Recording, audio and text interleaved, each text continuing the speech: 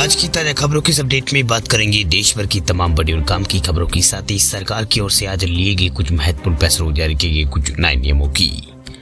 तो बुलेटिन की शुरुआत करते हैं पहली खबर से। तो 31 जनवरी से शुरू हो सकता है संसद का बजट सत्र। मोदी सरकार का दूसरे कार्यकाल का आखिरी बजट जो है 1 फरवरी को आएगा। वित्त मंत्री निर्मला सीतारमण इस बजट को जो है 6वीं बार पेश करेगी। वही सूत्रों की माने तो संसद का बजट सत्र जो है 31 जनवरी से शुरू होगा। यह सत्र 31 जनवरी से 9 फरवरी तक चलेगा। जानकारी के मुताबिक 31 जनवरी को राष्ट्रपति का अभिभाषण होगा और राष्ट्रपति द्रौपदी मुर्मू दोनों सदनों को संयुक्त रूप से संबोधित करेंगी। इसके अगले दिन जो है वित्त मंत्री निर्मला सीतारमण जो है बजट पेश करेगी। जानकारी के मुताबिक बजट सत्र में राष्ट्रपति के संबोधन के बाद आर्थिक सर्वेक्षण की रिपोर्ट को भी जो है 31 जनवरी को ही पेश किया जाएगा। बताया जा रहा है कि इस बार जो है बजट में जो है महिलाओं को लेकर कुछ बड़े ऐलान किए जा सकते हैं। वहीं सरकार जो है किसानों को दी जा रही पीएम किसान संबंधी योजना जो है उसकी राशि को बढ़ाने की घोषणा भी कर सकती है। इसके साथ कई बड़े ऐलान जो है इस अंतरिम बजट में सरकार यहाँ पर कर सकती है। ऐसे में इस बजट सत्र पर जो है सभी की नजर रहेगी। बता दें आपको कि मोदी सरकार के दूसरे कार्यकाल का ये आखिरी बजट है। इस साल लोकसभा चुनाव भी होने वाले हैं। ऐसे में चुनाव के ठीक पहले आने वाला ये बजट काफी महत्वपूर्ण माना जा रहा है। इस बजट में लोगों को कई बड़ी घोषणाएं की यहाँ पर लोगों को उम्मीद है। वही बता दें आपको कि चुनावी साल में देश में 2 बजट पेश यहाँ पर होते हैं। इसमें पहला बजट मौजूदा सरकार प्रस्तुत करती है और उसके बाद दूसरा बजट जो है चुनाव के बाद जो गठित नई सरकार जो है पेश करती है। चलिए बात करते हैं अगली खबर की। तो देश के करोड़ों किसानों के लिए अच्छी खबर देखिए, अब हर गाँव के किसानों को मिलेगा IMD की एक खास सर्विस। भारतीय मौसम विज्ञान विभाग यानी IMD अगले हफ्ते से पंचायत स्तर पर मौसम पूर्वानुमान जो है वो जारी करेगी। वही मौसम विभाग के जो प्रमुख जो है IMD के प्रमुख जो है मृत्युंजय महापात्र उन्होंने जानकारी दी है। महापात्र ने एक साक्षात्कार में कहा है कि भारत की प्रौद्योगिक प्रगति ने विभाग के लिए अपनी पूर्वानुमान क्षमता को ब्लॉक से पंचायत स्तर तक पहुंचाने के लिए संभव बनाया है। इस कदम का लक्ष्य पंचायत मौसम सेवा के जरिए देश के प्रत्येक गाँव में कम से कम 5 किसानों को अधिकतम और न्यूनतम तापमान और आर्द्रता और वायु गति और मौसम की जानकारी के अलावा खराब मौसम की जुड़ी चेतावनी जो है मुहैया कराना है। वही महापात्र ने कहा कि सूचना अंग्रेजी हिंदी के अलावा देश की 12 भाषाओं में उपलब्ध होगी। पंचायत मौसम सेवा की शुरुआत जो है सोमवार से यहाँ पर की जाएगी। यह जो है मौसम विभाग यानी IMD अपने यहाँ पर 150वीं वर्षगांठ मनाने के बाद साल भर चलने वाले समारोह की शुरुआत यहाँ पर करेगा। वही IMD प्रमुख ने कहा है कि मौसम विभाग वर्तमान में कृषि से जुड़े मौसम की जानकारी पूर्वानुमान को ब्लॉक स्तर पर प्रसार करके मदद यहाँ पर कर रहा है।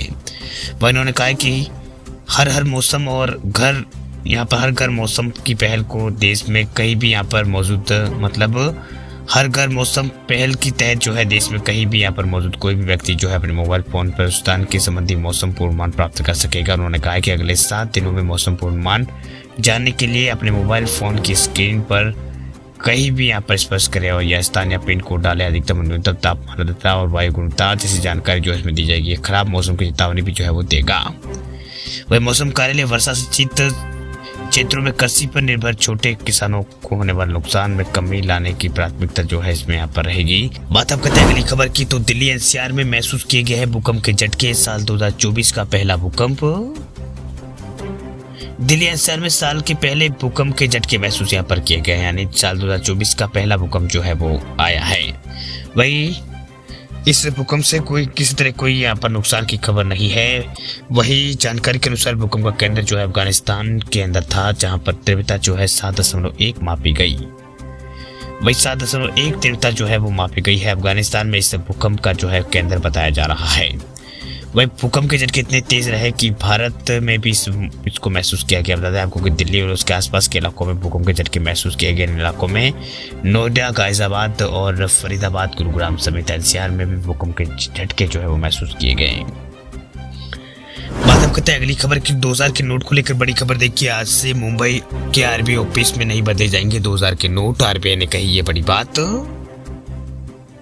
भारतीय रिजर्व बैंक ने कहा है कि ऑपरेशनल कारणों के कारण RBI की मुंबई लोकल ऑफिस में 12 तारीख को जो है 2000 रुपए के नोट का एक्सचेंज यहाँ पर जो है वो नहीं कर पाएंगे। RBI ने कहा ये सर्विस जो है 15 तारीख से फिर से यहाँ पर शुरू होगी। भाई 1 जनवरी को RBI ने कहा कि 19 मई 2023 तक चलन में 2000 रुपए के जो नोट जो है 57.38% नोट बैंकिंग सिस्टम वापस आ गए हैं। वह 29 दिसंबर 2023 को कारोबार खत्म होने तक जो है बैंक नोटों का कुल मूल्य घटाकर जो है 9,330 करोड़ रुपए हो गया है।